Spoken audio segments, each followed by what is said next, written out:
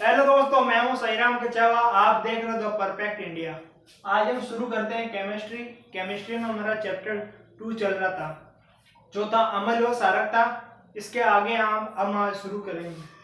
तो आज हम बात करते हैं अम्ल व क्षारक के बारे में। तो जो अम्ल व क्षारक है ना, किस किस के साथ में अभिक्रिया करते हैं, रिएक्शन करते हैं और उनका क्या इफेक्ट होता है। तो अम्ल व क्षारक की अभिक्रिया जब होती है ना, तो हमें लवण व जल की प्राप्ति होती है तथा इस अभिक्रिया को उदासीनीकरण कहते हैं। जैसे ये रिएक्शन आप देख रहे हो, अम्ल प्लस क्षारक है, तो इसमें हमको लवण प्लस जल क्रिएट हुआ है। नेक्स्ट बात करते हैं, पॉइंट आता है जो सभी क्षारक होते हैं वो जल में घुलनशील नहीं होते हैं। जो कुछ क्षारक जल में घुलनशील होते हैं उन्हें क्षार कहते हैं। इन्हें कभी भी छूना या चखना नहीं चाहिए, क्योंकि ये कड़वे होते हैं और हानिकारक भी होते हैं ऐसा। अब कुछ पैमाना बताते हैं जिसमें जो रस होता है उनका क्या क्या मान होता है। जैसे सबसे पहले आता है जठर रस। जठर रस का पीएच मान क्या होता है 1.2। फिर आता है नींबू का रस। नींबू का रस का पीएच मान होता है 2.2। फिर आता है शुद्ध जल या फिर नमक। इन दोनों का मान 7 होता है, 7 होता है।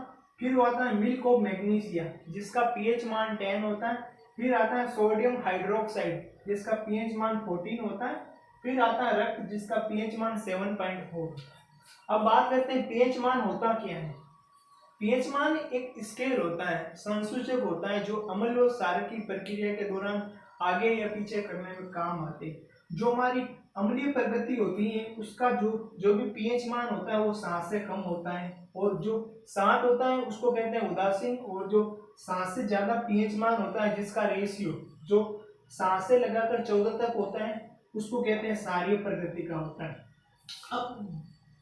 अब कुछ पॉइंट की बात करते हैं। जो अधिक संख्या में H प्लस आयन देते हैं उसको तो कहते हैं प्रबल, और जो कम संख्या में H प्लस आयन उत्पन्न करते हैं उनको कहते हैं दुर्बल बल।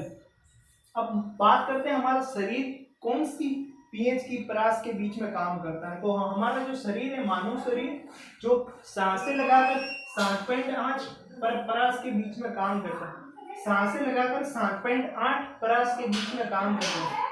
फिर आती है पीएच का 5.5 से कम मान होता है। जब भी पीएच का मान 5.6 से कम होता है उसको कहते हैं अम्लीय वर्षा कहते हैं। क्या कहते हैं? अम्लीय वर्षा कहते हैं।